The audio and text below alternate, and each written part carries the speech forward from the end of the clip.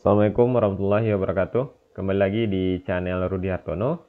Pada video kali ini kita akan membahas soal-soal penilaian akhir semester 1 kelas 9 ya, untuk mata pelajaran IPA. Nah, soal ini diambil dari soal tahun pelajaran 2021-2022. Baiklah, sebelum kita lanjut jangan lupa untuk subscribe terlebih dahulu bagi yang belum subscribe. Dan terima kasih kepada adik-adik yang sudah subscribe channel ini. Kita lihat soal pertama. Pembelahan sel secara mitosis merupakan proses yang berkesinambungan yang terdiri atas 4 fase pembelahan, yaitu A. Profase, metafase, anafase, dan telofase. B. Metafase, profase, anafase, dan telofase. C. Telofase, anafase, profase, dan metafase. D. Anafase, telofase, metafase, dan profase. Nah, baiklah adik-adik, untuk soal ini ya, pembelahan sel secara mitosis.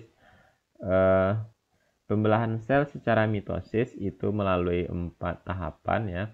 Nah, untuk memudahkan adik-adik menghafalnya, di sini Bapak berikan jembatan keledainya adalah Pak Mat ya, Pak Mat. Nah, apa itu? P merupakan singkatan dari profase.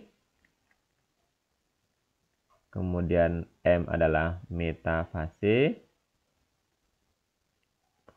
A adalah anafase.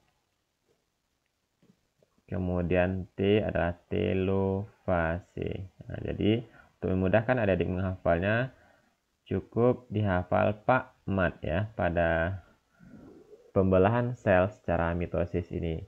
Kemudian nanti untuk pembelahan sel secara meiosis ada 2 tahapan ya, ada profase 1, metafase 1, anafase 1, dan telofase 1. Kemudian ada tahapan yang kedua sesuai urutan yang sama ya. Jadi untuk menghafalnya ya cukup dengan Pak Mat.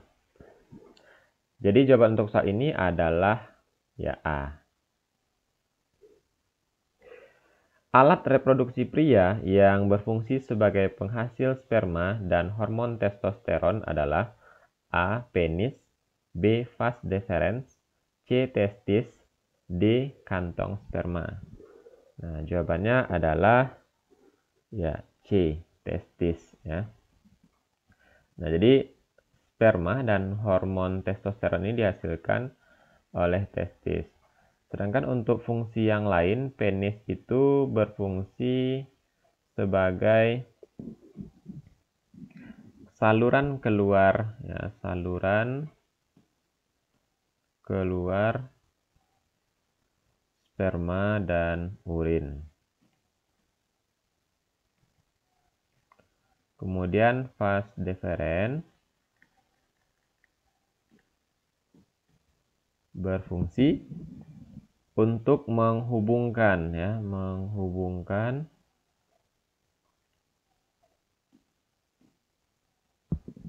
epididymis dan uretra, epididymis dan uretra.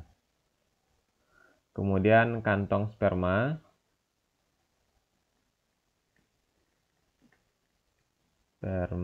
atau disebut juga dengan vesicula seminalis.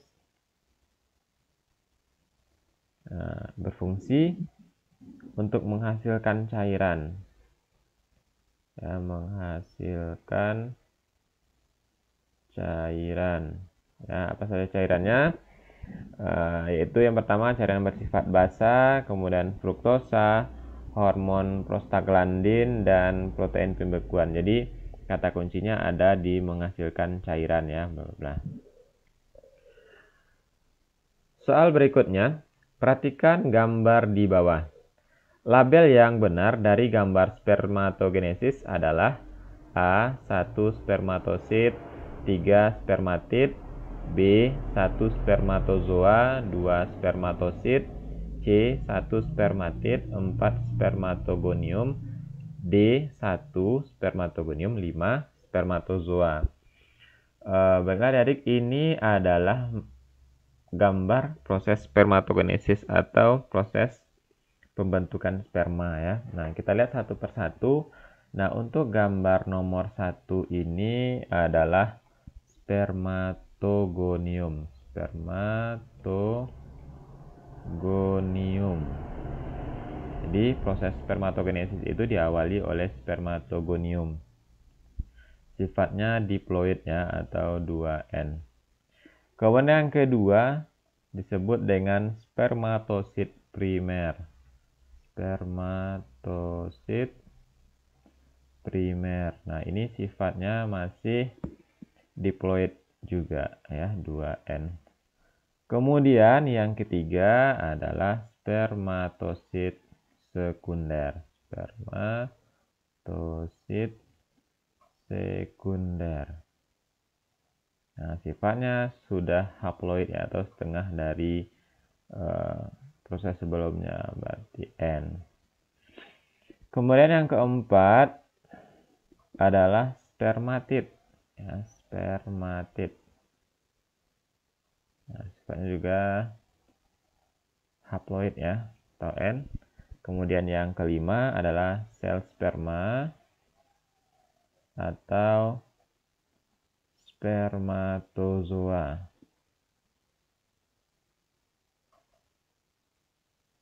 Ya, sifatnya juga haploid. Maka jawaban yang benar untuk soal ini adalah D ya. 1 spermatogonium, 5 spermatozoa. Perhatikan gambar organ reproduksi berikut. Fungsi dari bagian X yang ditunjuk pada gambar adalah, oke. Nah, soal ini cukup dengan menghafal bagian-bagian pada organ reproduksi wanita. Nah, X ini adalah ya ovarium. Nah, fungsinya apa? Ya, fungsinya adalah B ya, menghasilkan sel telur. Jadi ovarium itu salah satu fungsinya adalah menghasilkan sel telur. Nah, tempat berkembangnya janin ini adalah fungsi rahim. Menangkap sel telur ini adalah fungsi dari fimbriae. Kemudian tempat terjadinya fertilisasi adalah tuba Fallopi. Oke. Soal kelima, hasil akhir dari peristiwa oogenesis adalah, nah, soal ini berkaitan dengan peristiwa oogenesis ya, atau peristiwa pembentukan sel telur. Nah, berikut diagram pembentukannya. Jadi proses oogenesis itu diawali oleh oogonium, kemudian oogonium berubah menjadi oosit primer secara mitosis, kemudian oosit primer membelah secara meiosis menghasilkan oosit sekunder dan badan polar. Kemudian selanjutnya terjadi lagi pembelahan secara meiosis, dihasilkan ootit ya, di mana ootit itu terdiri dari 1 ovum atau sel telur dan 3 badan polar. Jadi jawabannya adalah ya 1 sel telur dan 3 badan polar, berarti C ya. Perhatikan gambar siklus menstruasi berikut.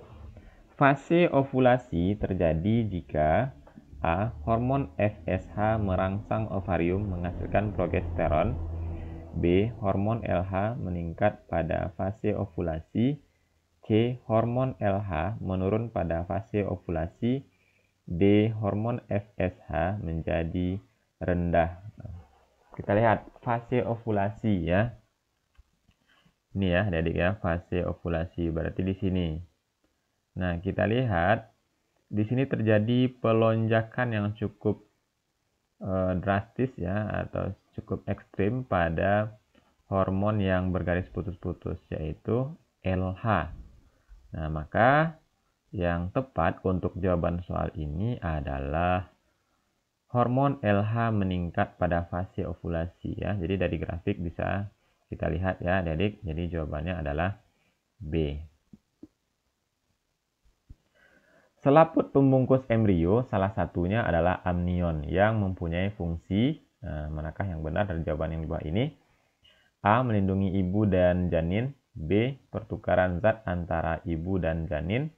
C. Melindungi embrio dari benturan. D. Memberi makanan dan O2 pada embrio. Berikut ya kita lihat fungsi dari amnion dalam masa kehamilan.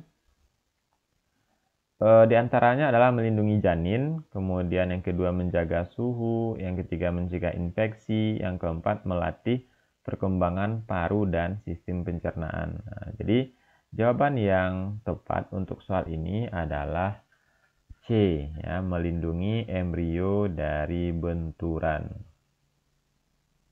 Nah, jadi amnion itu adik-adik disebut juga dengan cairan ketuban. Nah, di sini fungsinya di sini dijelaskan bahwasanya amnion itu memiliki fungsi penting ya.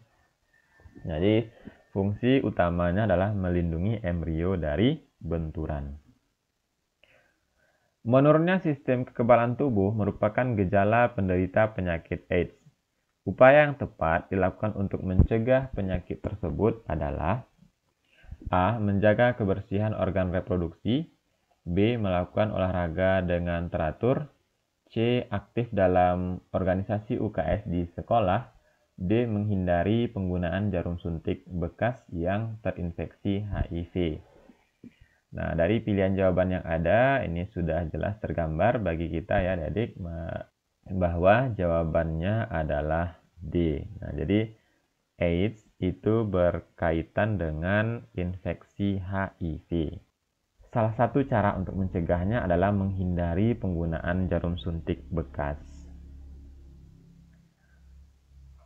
Perhatikan pola hidup berikut. 1. Bergaul secara bebas. 2. Menjaga kebersihan organ reproduksi. 3. Memakai jarum suntik secara bersama. 4. Menghindari penggunaan narkoba. Pola hidup yang dapat dilakukan untuk menunjang kesehatan reproduksi adalah A. 1 dan 3, B. 2 dan 4, C. 1 dan 2, D. 3 dan 4. Nah, kita lihat lagi pilihan jawaban ya. Jadi yang ditanyakan adalah pola hidup yang dapat dilakukan untuk menunjang kesehatan reproduksi. 1. Bergaul secara bebas. Ini jelas salah ya adik-adik. 2. Menjaga kebersihan organ reproduksi. Ya, betul. Memakai jarum suntik secara bersama-sama. Nah, ini juga tidak boleh karena ini bisa memicu HIV/AIDS ya. Yang keempat, menghindari penggunaan narkoba. Ya, betul. Maka jawaban untuk soal ini sudah jelas, yaitu 2 dan 4B. Nah, demikian dulu pembahasan soal kita pada bagian 1 ini tentang sistem reproduksi pada manusia. Nah, jangan lupa untuk menyaksikan lanjutan dari pembahasan soal ini pada video bagian selanjutnya. Terima kasih atas perhatiannya. Assalamualaikum warahmatullahi wabarakatuh.